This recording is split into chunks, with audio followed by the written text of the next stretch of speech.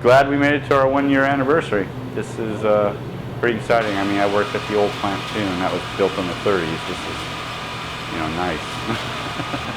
It's nice to be new. And I've been in the dairy business off and on for a lot of my life, so and I'm 50 now. So making cheese over 20 years. So it's been a while. There hasn't been much I haven't seen, so nothing surprises me. Well, what happens is they pick up the milk somewhere around 4 in the morning from the farm, bring it here. We pump it into our raw milk silo, and you can see it from the road. It has the big face Rock Creamery emblem on it, and then we start pasteurizing it. We pasteurize that milk, get it into the make vat, about 14,000 pounds worth of milk, and then we put in lactic acid cultures, which eat the lactose in milk and produce lactic acid.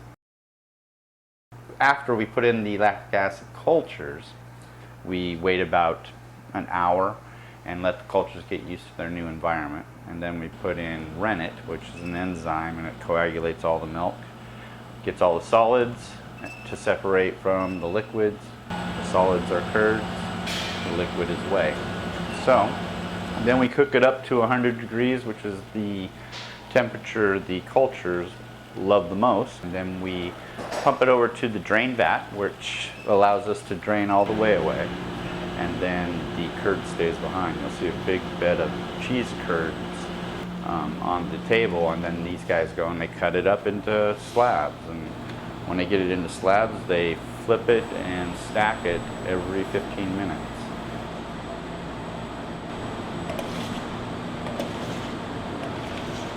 Fats and proteins want to be round. This gets them more linear, and that's the cheddaring process. The cheddaring is actually a process more than it's a style of cheese. And so these guys, while they're cheddaring, are making the fats and the proteins more linear. When it's more linear, not only are you changing the texture, you get that cheddar texture, but you're making less places for water to hide. So we're getting out more of the moisture.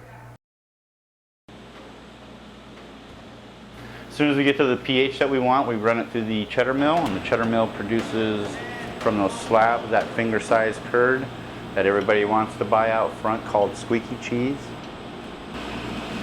Then we get it into cheese molds, which are 40-pound cheese molds. Get the curd in there, we press it overnight at 60 pounds of pressure. Come in the next morning, break it out, put it in a bag, put it in a box, label it, and in most cases it goes away for over a year. Then we get that beautiful aged cheddar.